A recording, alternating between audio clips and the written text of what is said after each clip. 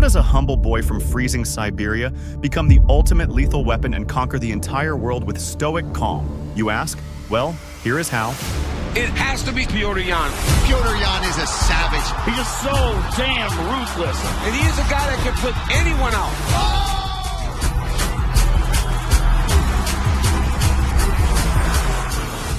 This is Petr Yan, one of the best boxers in the MMA field, a Siberian gem who cherishes family and deep values. He climbed all the way to the top, faced his share of bad luck in the cage, and inspires masses of viewers with his approach. Today, we will look at the story of a young boy who was born to fight.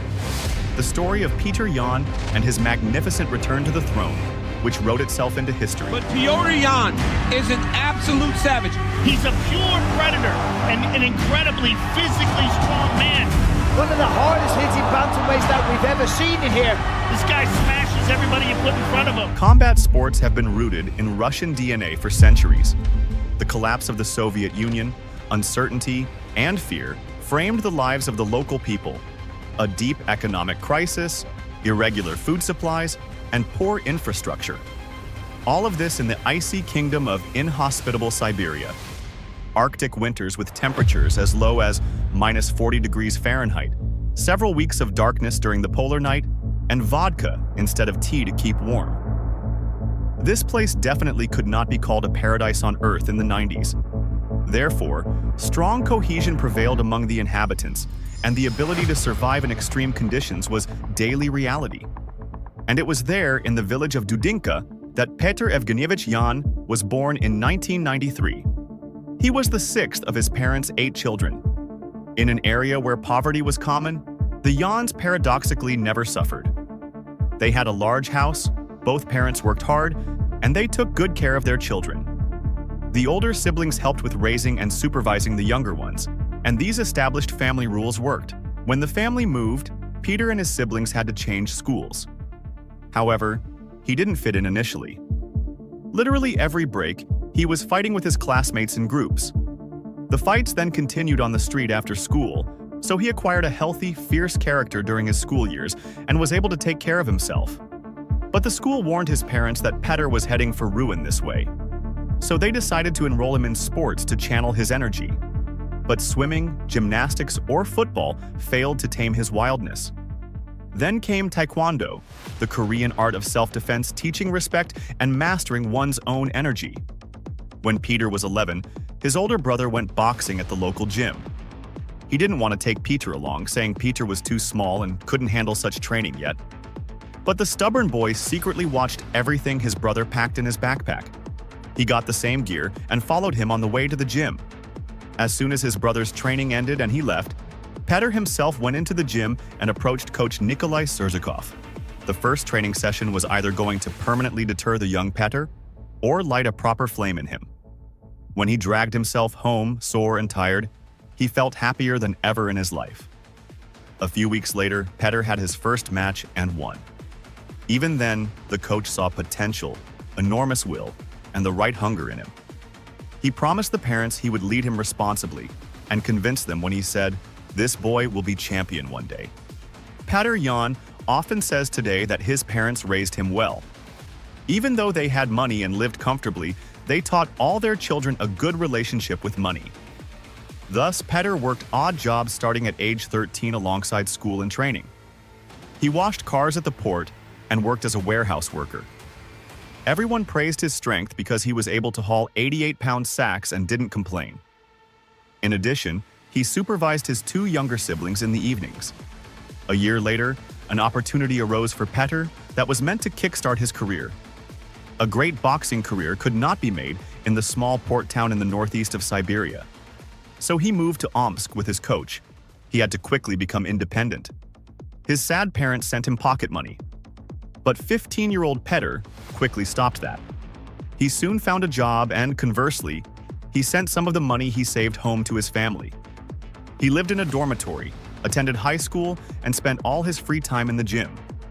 He remained focused on boxing even after finishing his education. He became a bouncer in a nightclub. But even though there was alcohol around him in the evening and his peers partied heavily, he kept away from the fun. He was only interested in fighting in the improvised ring inside the club before opening, where bouncers and other interested parties held matches every Tuesday. He regularly won and took the main prize of 4,000 rubles. He bought a car with the money he earned.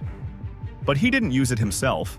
He gave it to his older brother as thanks for taking care of him in his youth.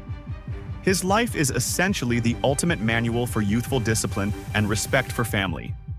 At 19, he wrote a terse hello on social media to a beautiful girl he had seen on the streets of Omsk. Lo and behold, she replied, and they went on a few dates. Apparently, the whole city was interested in the young blonde.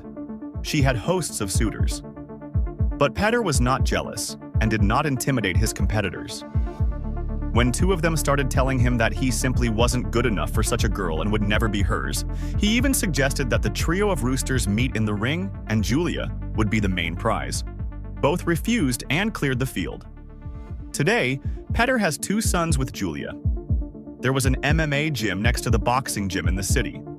Local fighters regularly attended boxing training, where Yan destroyed them standing up.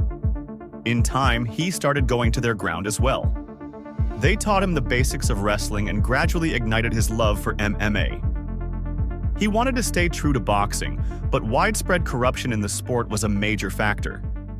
When he was unfairly stripped of a point after an alleged foul in a match he was clearly winning on points, he angrily threw his gloves onto the referee's table, and it was clear that he was done with boxing for good. Instead of frosty Omsk, he found his second home in Thailand.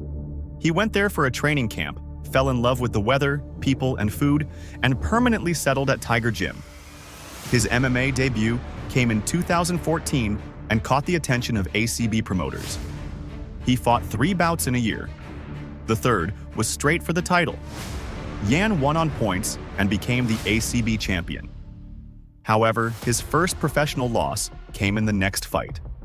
In the final moments of a practically won fight, he lost a point for an illegal headbutt, resulting in a draw. But the organization needed a winner, so the fight was ultimately awarded to his opponent, Magomed Magomedov.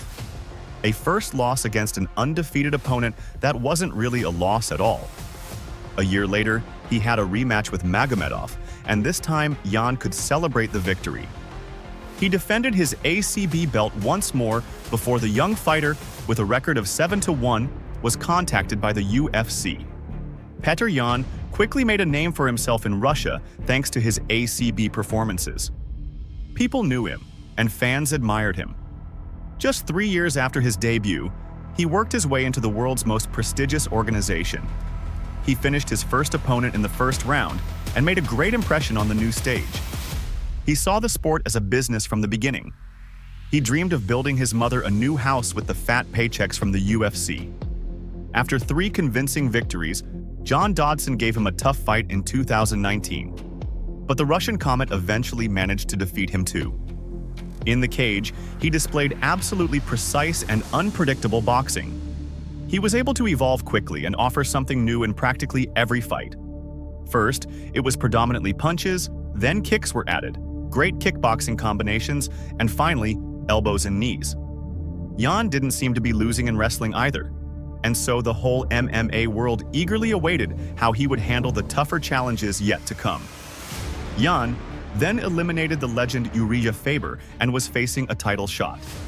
In 2020, former sparring partner and legend Jose Aldo stood against him for the belt. The fierce fight lasted almost 24 minutes before Yan finished his opponent a minute before the end of the match. Petr Yan thus became the bantamweight champion. His success can certainly be attributed to maximum focus, rejection of any distractions, and stoic principles of life. The teachings of the ancient Marcus Aurelius rest on the principle of mental peace. He says that we can influence some things in our lives, but not others. And we need to stop worrying about those. Stoics live by the creed memento mori. Remember, you must die. During the coronavirus pandemic, Yan decided to move his training from Thailand to Florida, settling at American Top Team. In 2021, his first title defense against Aljamain Sterling awaited him. He had the fight under control, but in the very end, he made a huge mistake. He threw an illegal knee to a grounded opponent. The fight ended in disqualification, and Sterling essentially stumbled upon the belt. A second loss that wasn't really a loss at all. Meanwhile, Petr Yan defeated Corey Sandhagen for the interim title, and a year after the original duel, he met Sterling in the rematch. A close fight, split decision, but the same result. That same year, the UFC put him in a match with marketing sensation Sean O'Malley. Suga, as is typical for him, poked at his opponent as much as possible, trying to trash talk. But the calm Peter merely replied, "Sign the contract and train hard instead." But instead of a clear result, there was another controversy. Yan had more takedowns, more ground control, and most experts and media scored the fight in his favor. However, 2 of the 3 judges gave the victory to O'Malley. The duel was later labeled the robbery of the year 2022. For Petr, it was a 3rd loss in 4 fights. The next one came immediately after. The Georgian machine with immortal cardio, Merab Dvalishvili, gave Yan no quarter. Merab won all 5 rounds and cast a serious shadow over Petr Yan. Many said this was the end, that Petr Yan had lost his fire, that he had been solved. But Yan is not one to give up. It was in that deepest low that his true winner's mentality shone through. He returned to Thailand, isolated himself from the world, and began a rebuild. He changed his training approach, upgraded his wrestling defense to an incomprehensible level, and became a complex MMA machine. 3 key fights followed in 2024 and 2025. 3 dominant victories against the absolute elite of the division, silencing all the doubters. With each fight, his confidence grew. In December 2025, the moment of truth arrived. A rematch with the man who humiliated him. Petr Yan versus Merab Dvalishvili 2. For the UFC Bantamweight Championship, Las Vegas. The tension was palpable. Merab was confident he would drown him again in pressure. However, a different Petr Yan entered the cage. From the first second, it was a demonstration of absolute strategic fight IQ. Yan didn't step into a brawl, but into a chess match. He controlled the action. Merab tried his signature pressure waves, but Yan neutralized them with movement.